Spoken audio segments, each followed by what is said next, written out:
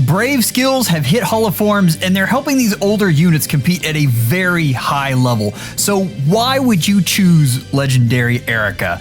She has Flared Sparrow and Gambit and so many other really fun things that you can upgrade her with. Kanto 2 is still really good in Arena and can help you in a lot of other modes as well. And this unit can really compete with the right support, and the game is making it easier to do that. But the biggest reason why you're picking Legendary Eirika is because she's your favorite, right? Let's talk about how you can make her work. First off, though, let's talk about where you can use her. And arena duels and Aether raids are very, very possible for this unit, but this unit is not a summoner duels unit. I've tried, I've looked at a million different things. If that is what you have in mind, you can do it, but it's going to be very, very difficult. The easier path is Aether Raid's offense and Arena. Let's go over just what the refine was that she got, because this has some things that are still pretty good. Storm Sigilin, you get attack +3, you get an Omni +8 in combat, you get special acceleration, and you get speed-based DR. So that's good. That's pretty tame compared to what we see now.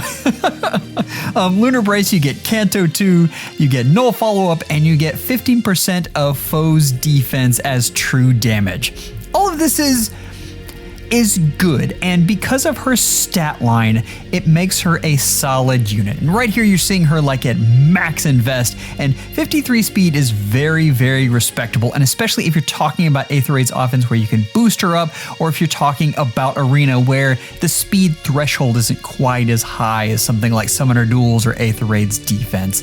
Let's look at some sims though, and in particular I want to start off with Arena because this one absolutely shocked me, and that damage reduction really helps versus someone like Leg Yarn. Leg Yarn is everywhere right now, and I'm seeing this the soaring guidance build is just annoying the absolute crap out of me. This unit can take care of her, and you can see what I've done here is I've taken a Gambit build, which is a lot of fun. You stack Aether on there, and then you can go just absolutely ham. The alarm skills are very good, boosting up attack and speed, and as well as giving Kanto 1, and then you've got Blade Session. So this unit can come in and really demolish most units. Like Asker absolutely surprised me. Most units, and you guys have seen, if you've watched this segment long enough, Asker is the unit that most folks have trouble with.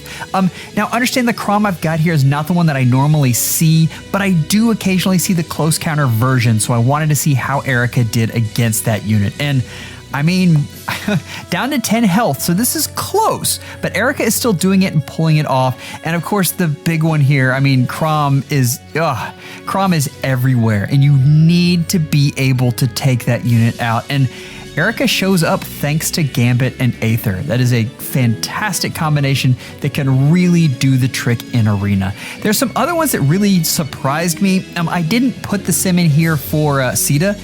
It's very close. It basically comes out to 3 and 0. So, I mean, understand that different builds of Sita can actually defeat this unit, but you're not seeing Sita just a terrible amount. I do have Dimitri in here. Understand that he's getting a refine at the end of the month, and most likely that'll swing the other way and it'll make it much harder for Eirika to take him out. But you're seeing like Water Season, this unit takes care of the units that she needs to take care of. If you're building up this unit as an Arena Core unit, I think this is very possible. A quick note, I do give everyone just an Omni +6 because of how easy it is to get visible buffs in Arena. Let's move on to Aether Raid's offense. I think this is more interesting to a lot of folks. So, if you look at this, the thing that Eirika is missing as a cav is DR piercing.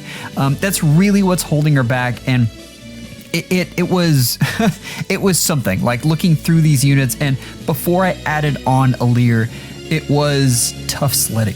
Just to be honest, Alir is a must-have for this, but Alir is a great support for a lot of different units. Using this unit as an initial hit and run and then backing out is very powerful and a very viable strategy right now, especially for cavs. The reason is most of the maps that you're seeing that you're going to want to use this unit against, namely the Ketria balls, are very wide open up front, and it lets this unit come in, smack things, and then run away. You can see I've used this unit in light season because Asker support is really, really important in order to get Moonbow off. Remember, if you go back to that refine, she did not get Slaying, which is really good for Gambit, but not so good for anything else. And you can see I've gone away from the Gambit build here. Speed is very, very important against a lot of these, and the lull speed defense on her is really pretty good. Then, of course, you've got the alarm attack speed and the blade session. This unit competes. I will say Moonbow is this is the build.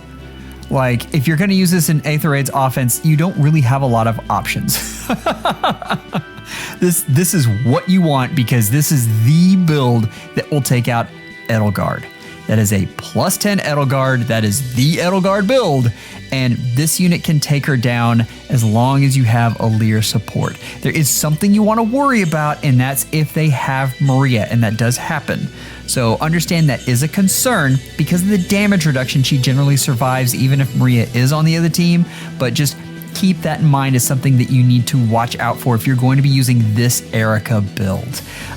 Still, this is not just outlandish, and again, Alear is an amazing support unit and really helps a lot of hit and run teams. I use her paired up with Golveg, and she just absolutely demolishes stuff. This is the same, but this is just an on the ground version. Keep in mind you do get that Canto 1 back, which is nice, in order to get a Dancer in there and scurry away from the scourge that is the Catria Ball.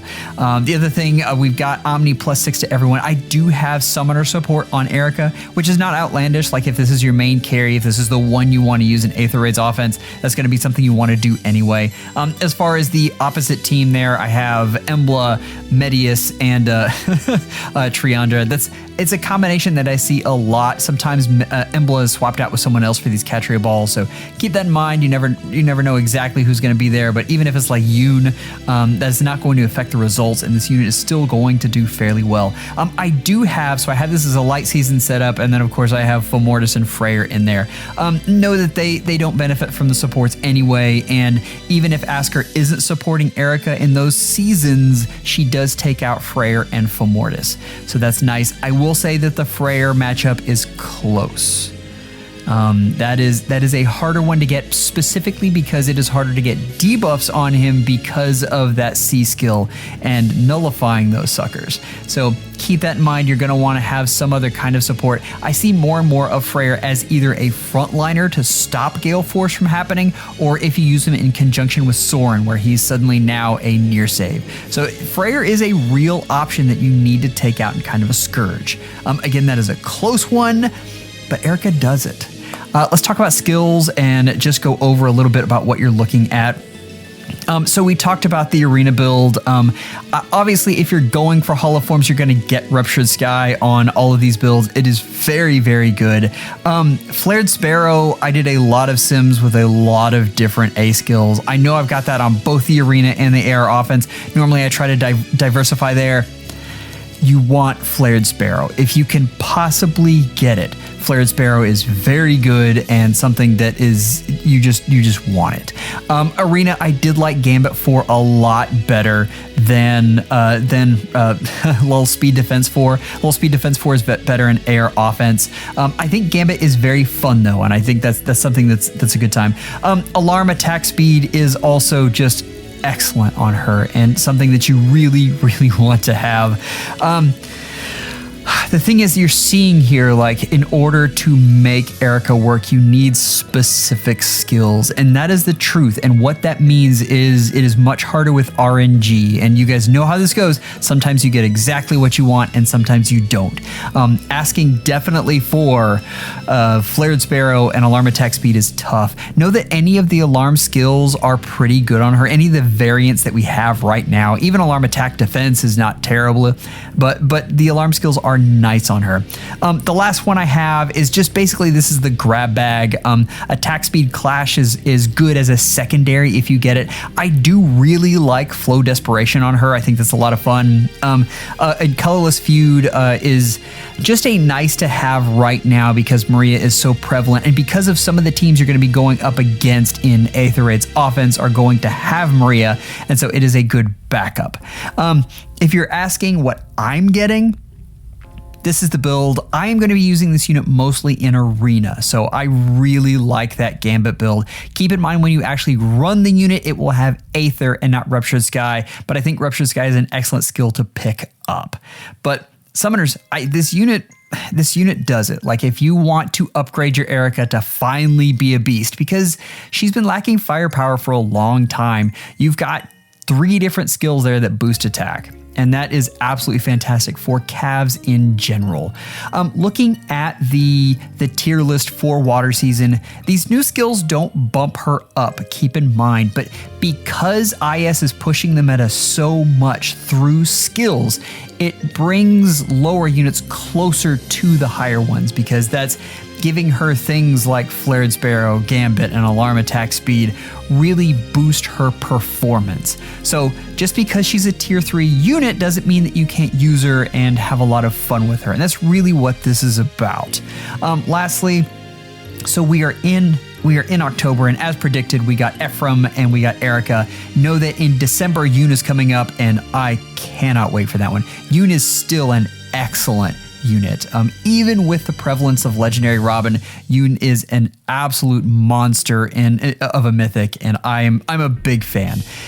And we have it speculated that Crom is coming in January, and if that happens, that is what you're saving for. Crom is a premier unit right now. If you look back at the tier list, Crom was in tier 0 because he is that good in Summoner Duels is the big place where he's making waves, but even in Arena and somewhat in Aether raids.